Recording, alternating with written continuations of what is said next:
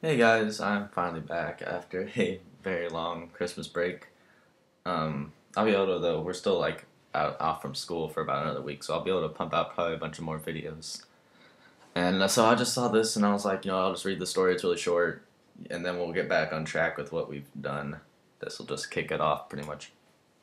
So yeah, this is Luna Eats an Oreo by, I don't even know who it's by, Ezio. Ezio Auditore. I'm actually playing Assassin's Creed 3 right now. It's very good. Um, the culinary confection of black and white sat in front of Luna. It stared at her, and she stared right back. Next to it sat a roll of parchment upon which was written in her sister's neat horn writing. Dear sister, I had one of these brought to you upon my request. It's called an Oreo sandwich cookie. Please enjoy.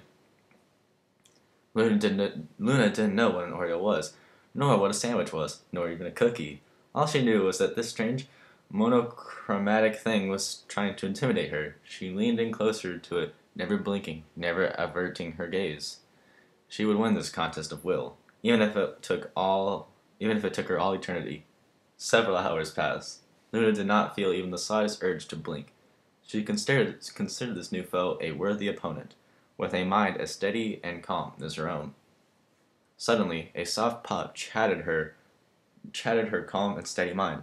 She jumped, abruptly, knocking the table, and an Oreo flying. A scroll floated in front of her. She used her magical, mystical, mysterious Alcorn powers to unroll it, revealing another note from Celestia. Sister, you're supposed to eat it. This. This changed everything. The strange object lying across the room was not a foe, but a food. What joyous news! Luna searched the floor for the morsel. She now regretted her previous decision to have the floor redone in a overlapping circular black and white pattern. About half an hour and several failed attempts to consume the camouflaged snack, she finally accidentally skewered the cookie with the tip of her horn, and in a 1 in a million chance, left it intact. Using her magic, she levitated the bit of food off of her horn, and gently, oh so gently, placed it in her mouth and began to chew.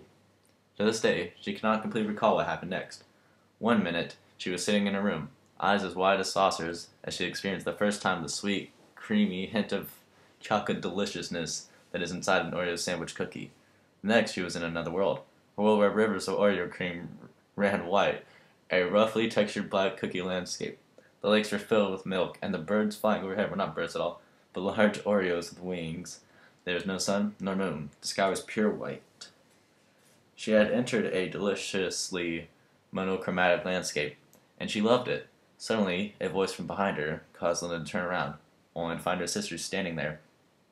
So, Celestia said, smiling, you've discovered the land of milk and cookies. A splendid place, is it not? Luna could not speak. All she could muster was, what, where? Nom nom nom nom nom nom nom nom nom nom nom nom nom. She could no longer resist. She began to dig at the ground beneath her, devouring everything she uncovered. She eventually dug so deep the ground gave way beneath her. She found herself falling into a seemingly endless abyss. Finally, she landed in what she originally assumed was milk, only to find after falling it was in fact more cream. This time it was warm, almost hot. She began inhaling the stuff, and letting the cream flow down her esophagus, relishing the sweet taste and creamy texture. She dove under, farther, farther. Something went wrong. Her lungs were burning. She needed air. Luna could no longer tell which was up.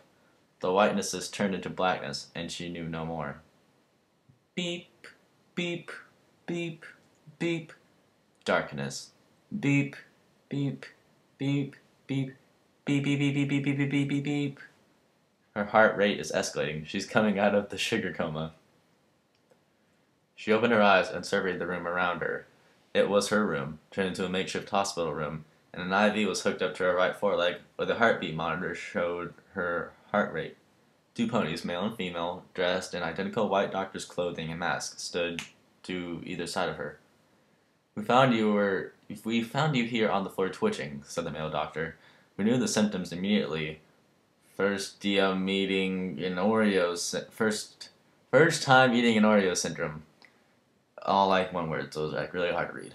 Your eyes were gazed, and your pupils were dilated to almost an impossible size. You were making motions with your legs. like that of a swimmer. Does belch. I'm not going to attempt to make a burping noise. She realized she also had a tube down her throat. After the uncomfortable sensation of the tube being removed by the doctor, she asked, "Does my sister know?" "Yes," the female nurse said, "but no one else does. We managed to keep it a secret. We wanted to keep this quiet as possible. When the moon didn't rise on time, the princess knew something was wrong. She went to investigate and found you like you were, and summoned us. She assumed you'd choked. Even in her infinite wisdom, Princess Celestia's knowledge of the medical field is somewhat limited." She glanced nervously at the door, as if worried that Celestia had heard. "We still haven't told her what the real problem was." "Don't," Luna said. She doesn't like to find out she was wrong about anything. She remembered the horrible experience of Luna telling Celestia that not every game console was called Nintendo. Every piece of gaming technology in the vicinity had been immediately disintegrated. Celestia had smiled and said, "Thank you for informing me of this," and then had walked away. Several weeks passed without an incident. Luna stayed away from Oreos as much as he could, pitching the few that Celestia occasionally sent her into the garbage.